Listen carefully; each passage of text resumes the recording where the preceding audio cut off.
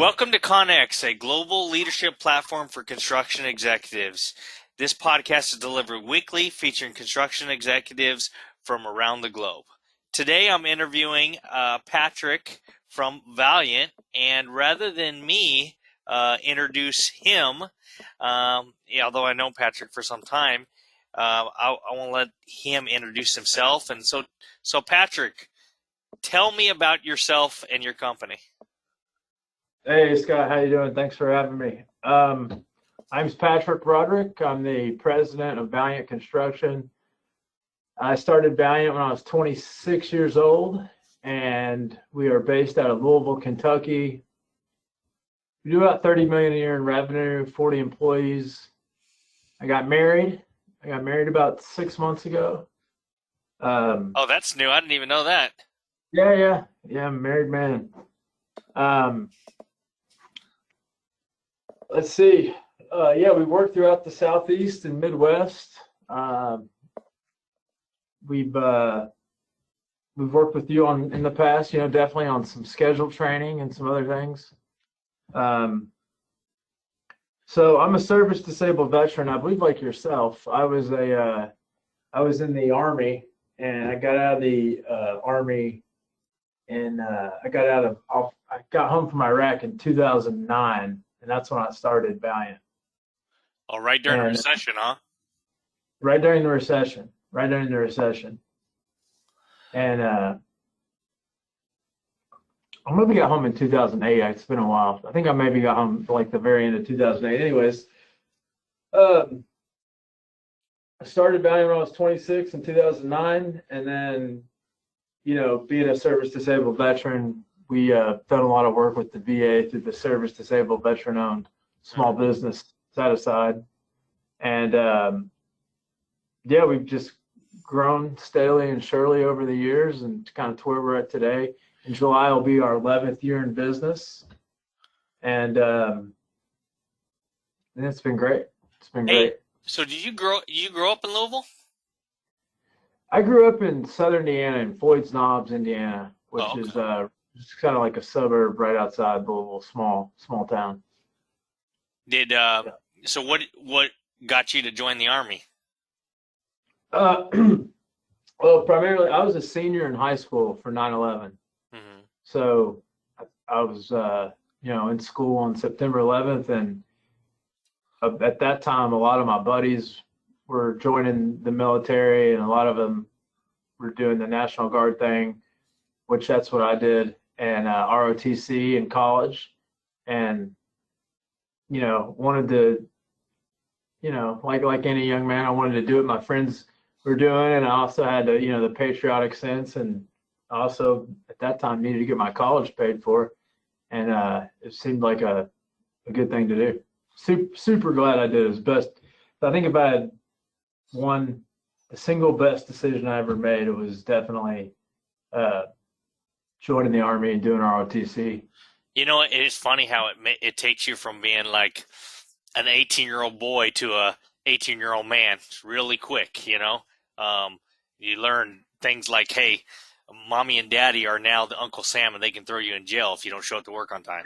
So for sure, man. It made me appreciate my parents a lot more and have more respect than I did in the past. And I also think, Scott, there's a lot of I've thought about this quite a bit. There's a lot of overlap between the construction industry and the military, and that's one reason why I was a infantry officer. And one of the things, for one, that's a male-dominated kind of profession, and construction. Although hopefully there is a lot of diversity, and hopefully it'll just continue.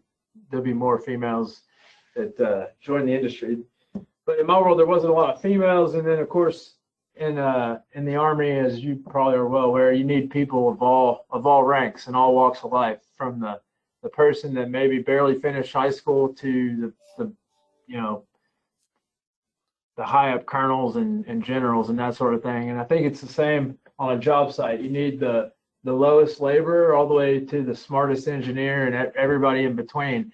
And the smartest engineer cannot do what the lowest laborer can do. So truly, everyone's necessary. And of course, also the Army gave me a lot of leadership experience at a young age. Used to kind of working with guys that were older than me and knew more than me, and the hopefully humility that comes with that. And I also think kind of that the way I kind of view the field, and superintendents and project managers are kind of like the officers and the NCOs, and they both have a critical function, and one's not better than the other.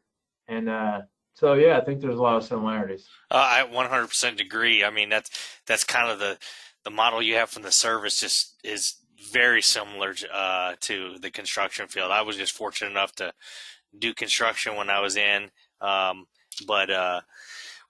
So when you got out and you started Valiant, did you guys automatically jump into the VA market, or were you doing any and all projects, or how'd that work?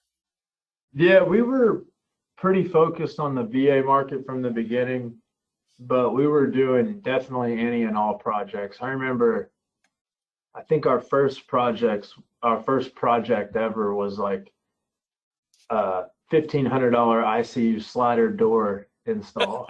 Yeah. So, yeah, it was obviously pretty small, but I was very, very proud of that, and took it seriously. And I was the superintendent on that job. And yeah, so we were focused pretty much on the VA from the get-go, but definitely we're doing any work that we could get our hands on. So today, would you say your core focus is federal work, or what would your core focus be? Yeah, absolutely. Our core focus is definitely federal work.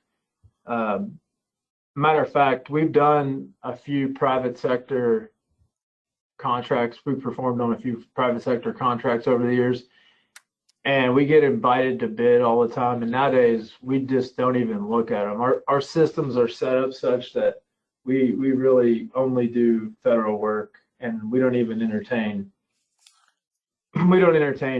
non-federal customers at this point. Like I said, we have in the past, and we're just really geared for the federal projects.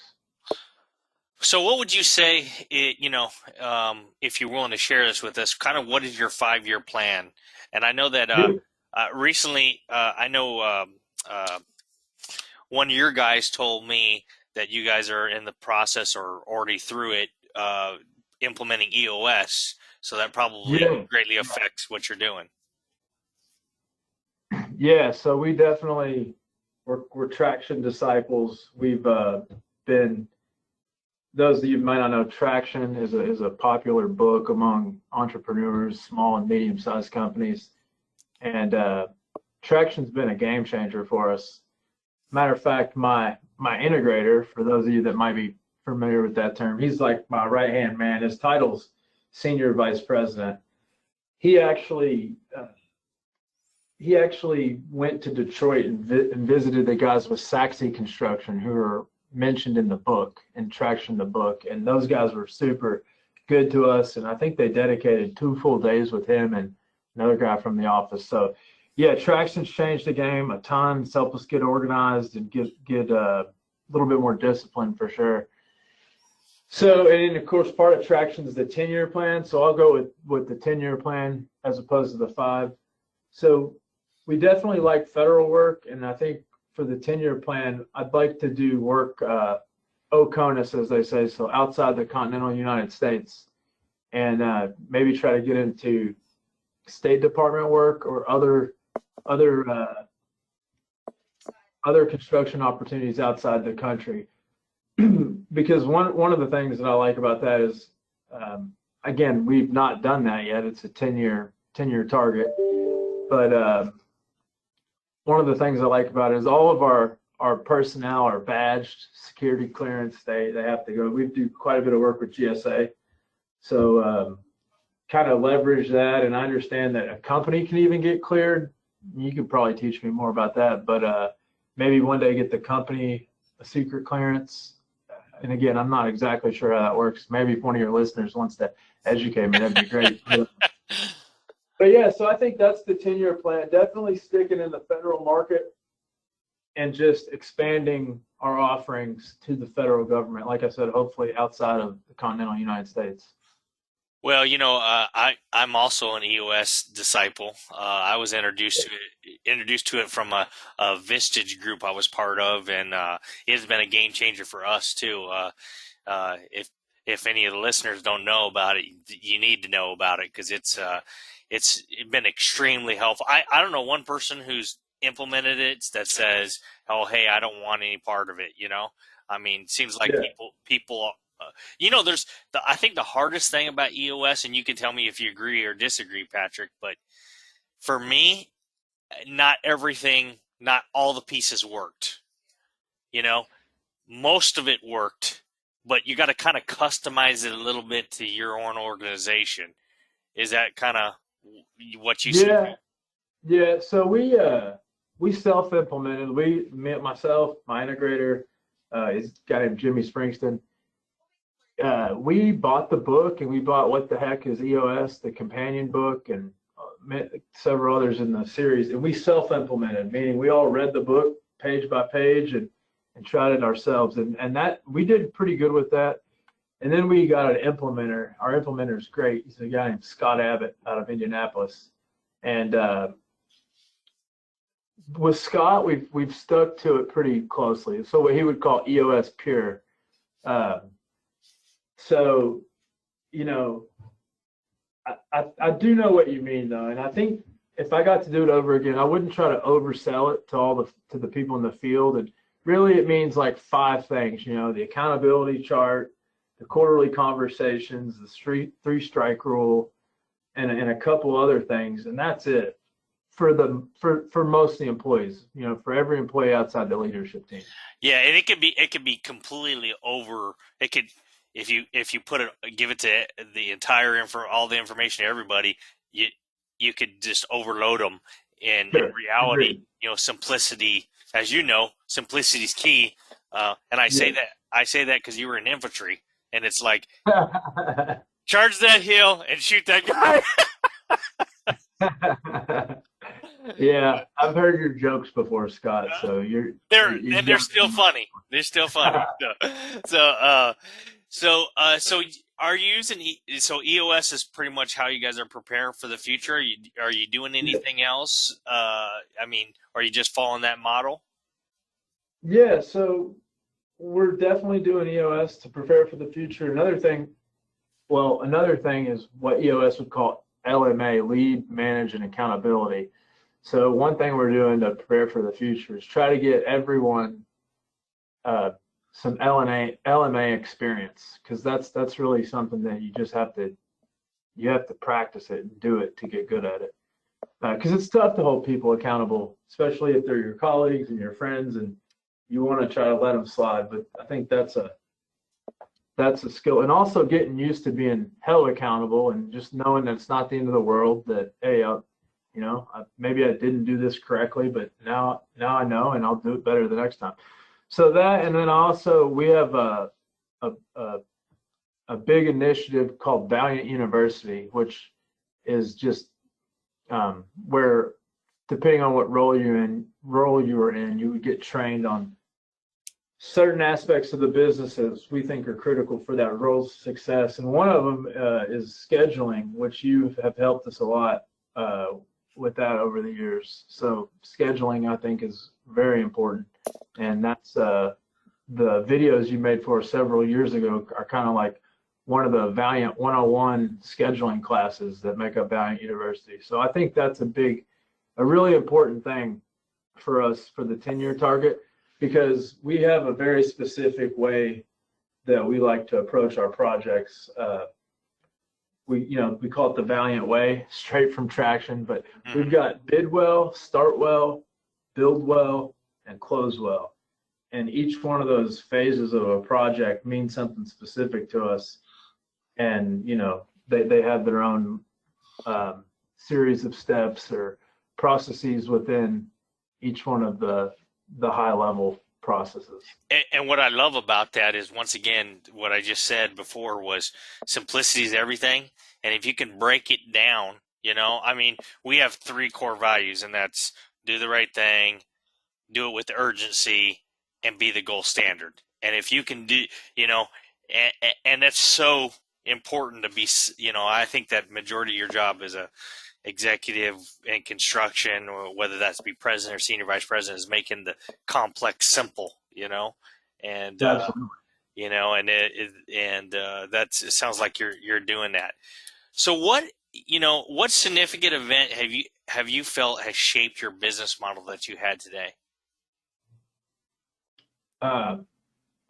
Well, definitely difficult projects, projects that maybe didn't go as well as we wanted them to. And just one of our core values is growth mindset. So if, when a project, we've had just a handful of projects that were rough, that didn't go well, maybe 3. And those were all significant events, because we really took the effort to not just kind of sweep them under the rug and get behind have them get behind us. We actually dove in and figured out what went wrong and how we could prevent that moving forward.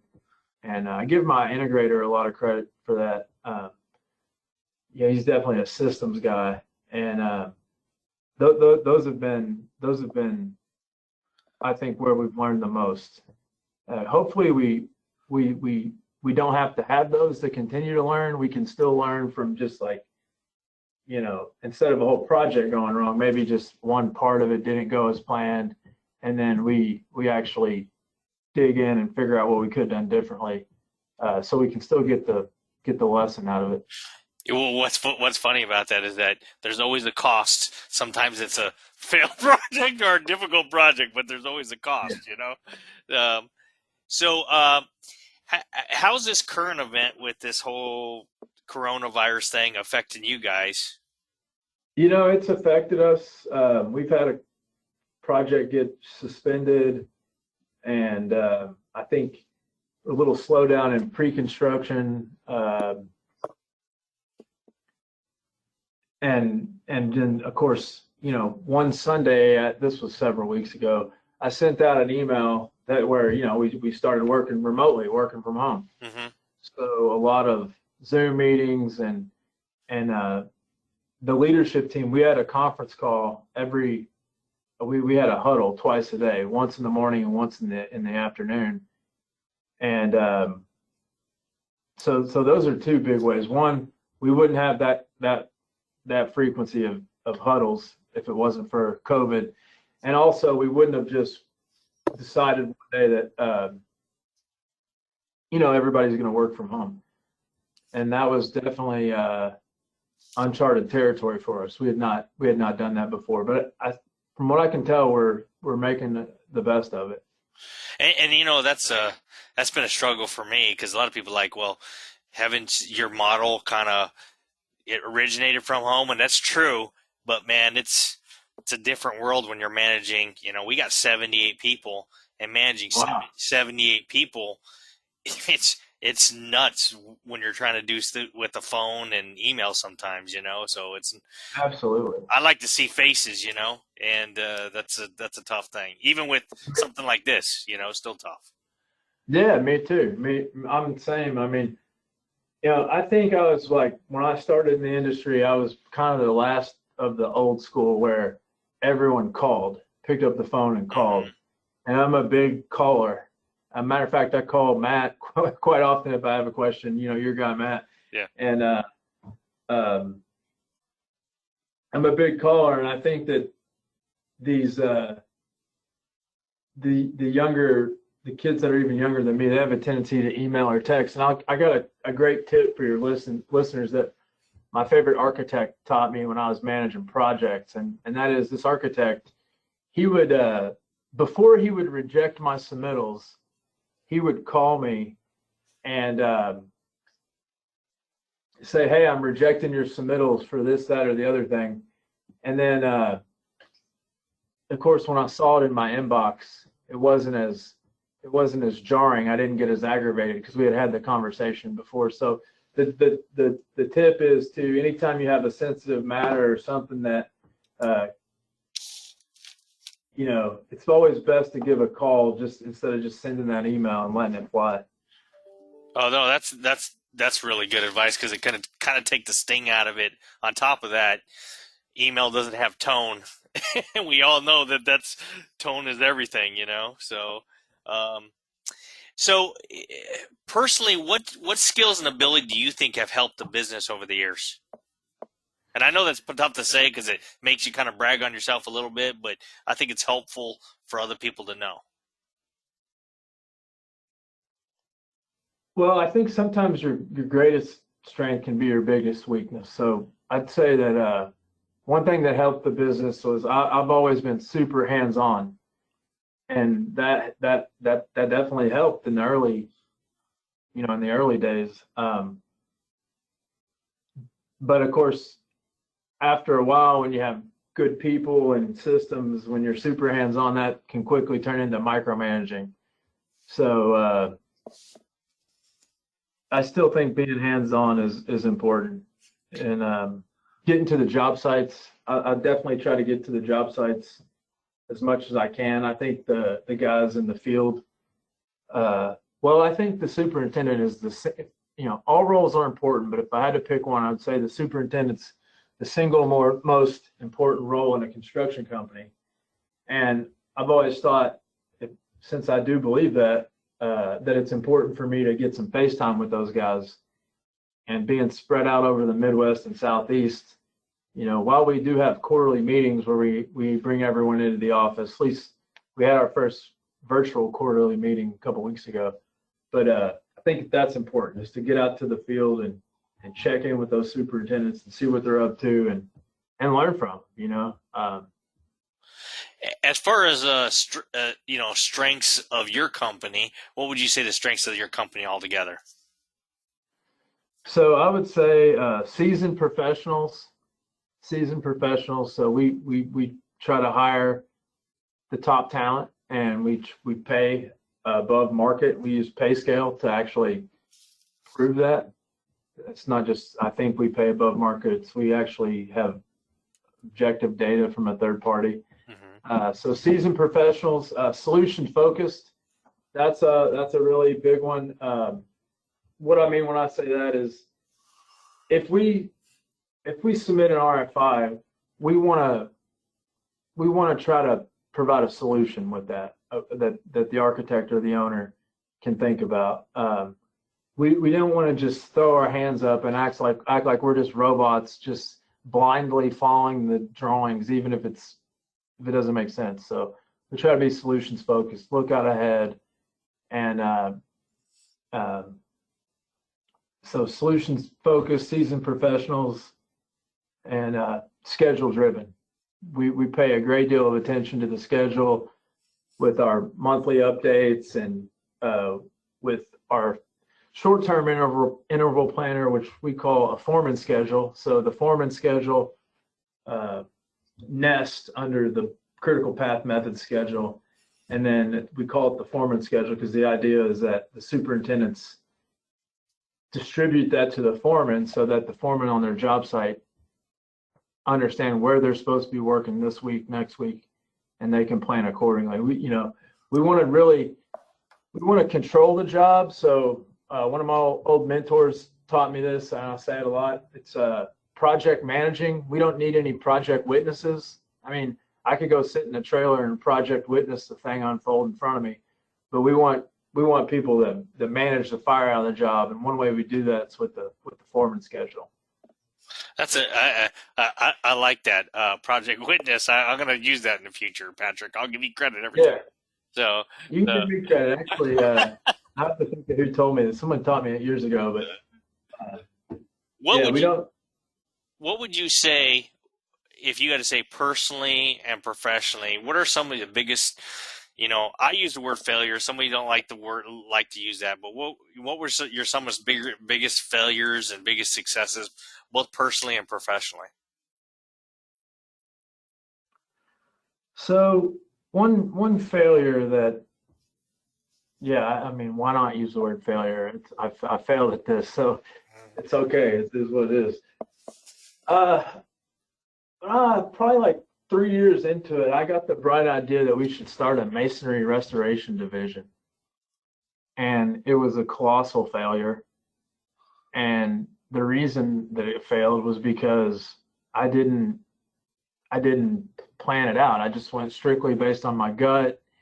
And I paid the expensive tuition to learn that lesson the hard way. That you know, being kind of an entrepreneur and having a higher tolerance for risk, I just thought we could go for it and make it happen, and that just wasn't the case. And I learned that, hey, when you want to do something big, especially something as big as starting a new division, you really need to think it through and have a plan and know what you're going to do, and just apply some analytical rigor to that. So that was a pretty big failure. That was a while back, but I still remember it. So yeah, and then successes, I think, is one of the things that we've been pretty good about is just patience, and we've also been really good about staying debt free. So we call it financial freedom. I mean, that's all of our jobs require payment performance bonds. So we have adequate bonding, because part of being the service disabled veteran owned small business is keeping our revenue, let's say, under 40 million as a 5-year average. So we want to be the big fish in the small pond, and pursue the larger $5 to $15 million projects that are out there, and that requires us to have plenty of bonding capacity. So because of the bonding man's requirements, we've always stayed debt free, and I think that's definitely been one of our successes. So if you were to give any, somebody that were to come in your company and they say, hey, I want to eventually roll into an executive level position, what personal advice would you give them, and what professional advice would you give them? So, well, I think that this kind of maybe both. So one thing I would say is, just like with anything, you need to have experience. You need to have experience leading people, experience holding people accountable. Probably for me, and probably for you too, the military helped out a lot with that at a young age.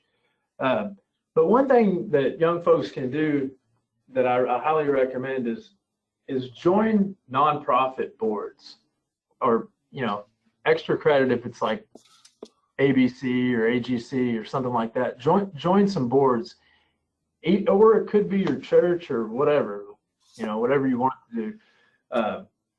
Here in Louisville, they had YPAL, the Young Professionals Association of Louisville. I was active in that several years ago. And so what that does is, but you're no longer young, so you can't. I'm no longer young, exactly. Exactly. That's the truth. So yeah, so what that does is it gives you the chance to practice peer-to-peer leadership, which we all know is perhaps the most difficult type of leadership, because if you're leading a nonprofit board, no one has to be there, right? So you can polish up your leadership skills that way. Another thing that I still do is me and a good friend of mine, we lead the blackjack tent for the St. Joe's Orphanage here in Louisville. And again, it's a large event. It's a pretty good, massive undertaking. But for young folks, if they just get that experience outside of what they might say the normal company channels, then they can take that to their boss and say, look, I'm on this board. I led this painting of the school, and here, I think that's really important, is that people think beyond, okay, well, how can I if you're right out of college, you might not get a leadership role at your company, but that doesn't mean you can't get leadership experience many, many other ways. Well, that's good. That's some real good advice, and it's incredible every time because we kind of standardize the format for this, at least for a while, and every time we go into one of these podcasts, I always think I've heard everything that needs to be said, because I've done them all, and I've heard everybody talk, and I've heard of Larry Blackburn and and David Dean, and heard these people, but every time I walk through this, I always keep a pen handy because I always write some of these down. So I appreciate the input. By the way, I like your idea about we do a huddle in the morning, but we don't do a huddle in the afternoon, and that's probably important to do two a day, given the environment we're in. Yeah, so we did 2 huddles a day for the first 4. Starting this week, we just dialed it back to the afternoon only. Hmm. So yeah, but I mean, it was great. I was telling Jimmy, my integrator, that I really felt connected with the team. It was quite nice, you know. Everybody's working remotely and still able to feel more connected than ever. And I think that we're going to take some of this, and do it on Monday morning, and because that's one thing we do every Monday morning now is we all get together and everybody gets to see each other's faces on the go to meeting, and it's kind of nice to kick off the week that way. So we're going to move on to the speed round here, and this is from a 1 to 10 basis, 10 being the most important, 1 being the least important. We're going to go through different topics, and you can explain or you can just give a number, and they could all be 10s. You know, a lot of people think I gotta prioritize these. No, they could all be 10s if you want. So we'll go ahead and start with scheduling. Yeah.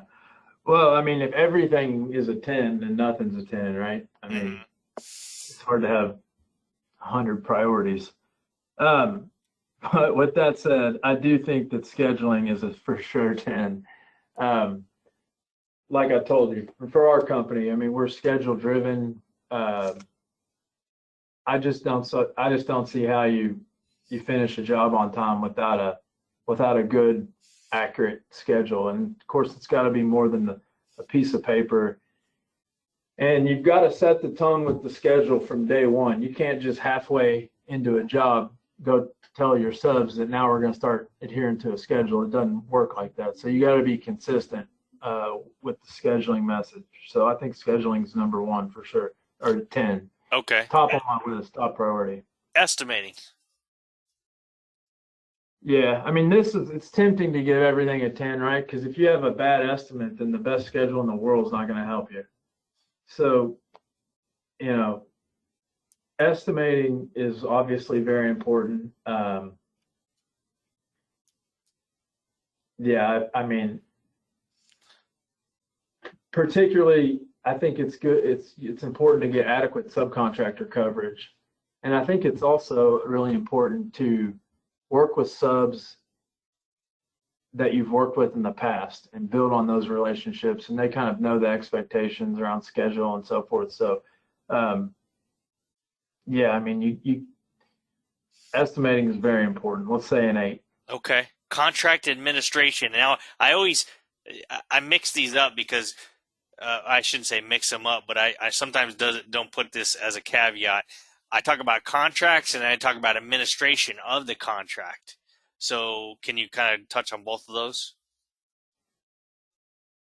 So, contract administration to me means, um, issuing your subcontracts, billing the owner appropriately, paying your subs promptly. That's another thing when it comes to paying our subs. One of the things that I say, I don't know how I'll ever prove this, but I like to say we're the fastest paying GC in the country because our owners pay us promptly. Usually when we bill by the end of the month, we can usually be paid by let's say the 10th or 12th, and then we can pay our bills, 30 days after receiving their invoice, if everything's done correctly. And so,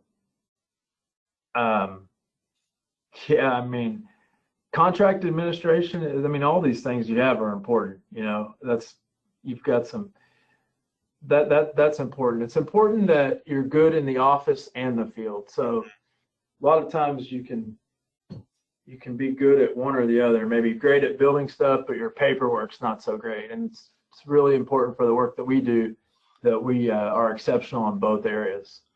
I'd give it a 7, let's say. What about contracts, the actual contract itself, whether it's a prime or subcontract? Okay, so we work exclusively as a prime, so our contracts are going to be with the government, and the you don't have a lot of, I mean, you can't go through and strike the government's contract, strike out things you don't like. So I think it's important to know what you're signing, obviously. And when it comes to contracts with your vendors, yeah, I mean, that's obviously critically important. I think what you've got to do there is have a detailed features of work, which, and you try to capture uh, all the items that are kind of gray areas, if you will. And I'm not saying capture that and try to send it to somebody without them realizing what they're signing. I'm saying sit down with them, with the sub, go through what all they, you think they've included, and confirm that. We're really big on, we don't want any free work, meaning we don't want work that we're not paying for, but we don't want any we don't want to give any free rides. We want to get what we paid for. And so, yeah, I mean, when it comes to the subcontract, I think what the key part there is just knowing exactly what you're buying and what you're not buying. We don't do the whole, all electrical per the plans and specs. I think that just sets yourself up for a fight and just a bad job, I think. Mm-hmm. What about, you didn't give me a number on contracts? Oh, okay. Let's say, well, I think the features of work is critical. I'm going to say, with specifically as it relates to the features of work for the subs, I'm going to say, I know why everybody gave everything a 10. Yeah, that's a tough thing because they're all important. I'll say an 8. Okay. What about design? So it's going to be different whether it's design bid build or design build. But the design is obviously very important. I mean, we'll go with design bid build because when it's design build, the architect works directly for us, and it's our responsibility. So it's maybe of higher importance that it's correct. But with a design bid build, I think what's most important with the design is that you get your superintendent on site 30 days early, or maybe even more if you have the time, and you have him conduct a detailed pre-alteration survey to just field verify what's in the design documents. I can't tell you how many times, and I'm not throwing architects under the bus, because what happens is a lot of times they get outdated as-built drawings, and then their designs are based on these outdated as-built drawings. So therefore, the design flaws are kind of baked in. So I think that with respect to the design, what's most important on a design bid build is that you get in there early and you address, as many of the conflicts or the inaccurate dimensions. You address those as early as you can. What about account? Oh, you didn't give me a number on that one. I'll say, on design bid build, the design is given to us by the owner, issued to us by the owner. So I'll say that one is a little lower. What's very important, well, I'll say a 6. Okay. I don't know, is that you get in there and you identify the problems before you go to install the pipe in the ceiling. That's not the time to figure out it won't fit. Well, I don't give architects as much credit as you do, so I'll just leave that as I said. But accounting. Accounting, I'm going to say that is a little lower. I wouldn't give that a 10. I mean, you've got to keep track of the score. You got to know how much you're billing for and how much you're paying your subs, and you've got to keep accurate records. But that's kind of keeping track of things. So, I don't know. I'd say that's you could make a case. Somebody, could definitely make a case that's a 10. And I agree. You got to know your job costs. You got to, obviously that feeds to your WIP. but I think if you do all the other things correctly, then hopefully the accounting will kind of take care of itself. I'm not trying to trivialize accounting; it's very important. Uh, but we're a construction company, not an accounting company. It's got to be done, and it's got to be done right. Um, I don't know. I could totally see someone giving that a 10.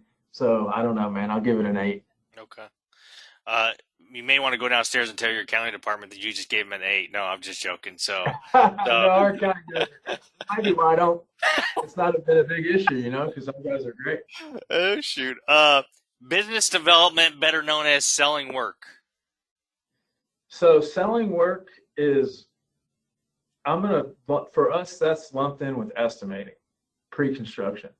So being that we pursue federal jobs, we go to Beta Sam and find the projects that we want to pursue, and selling work, that means the selling for us would mean like a best value proposal. Mm-hmm. And those are obviously very desirable, and it's important that you can articulate why you're the best value, and it's important that it not be a copy and paste exercise, that you're actually talking about the specific job. So I think selling work's important, but I mean, compared to say scheduling or estimating, I would put selling work behind those.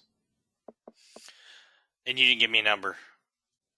Say I'm going to say selling work is a 4. Okay. I mean, it's important to keep good relationships, but selling work, I would put that behind, like I said, scheduling and, having all, like I said earlier, working with the same subs over and over again. I don't know how you sell work without a great estimate. And you hit it on the head earlier when you said that it all depends what kind of company you are, and then being the fact that you're a federal projects and it's low dollar value wins. Most of the time we're under that model. You could see how different like David Dean will say it's a 10, but on your side it's not necessarily a 10 because it's just the lowest dollar value wins. So if you get a good estimate, you win. So Right. last but not least, leadership. Well, leadership is the most important of all these things on here.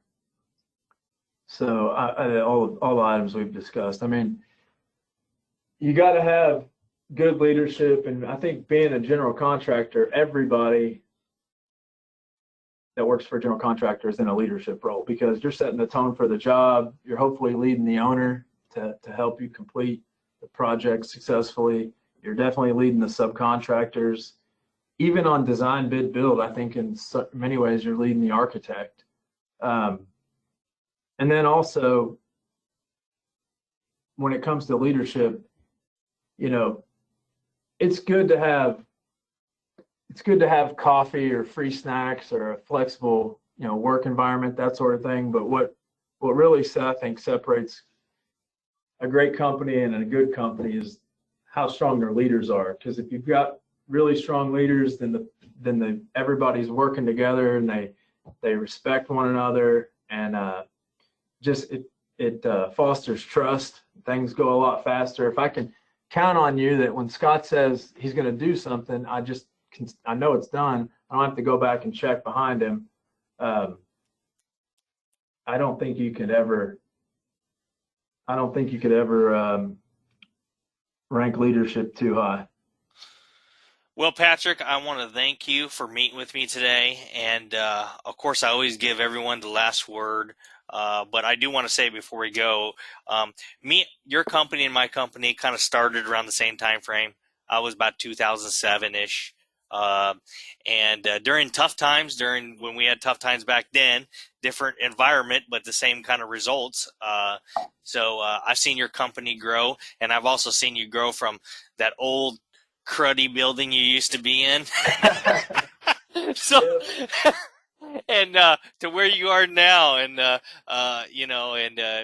we've had similar employees at times, and we've known some people, and I've got to know some good people with Valiant, and it's just been a good relationship altogether. And being that you guys are in our same market, we have a lot of similarities in that. So I thank you and I thank you for having the friendship. And I do want to say you should be proud of Valiant as a company and of yourself.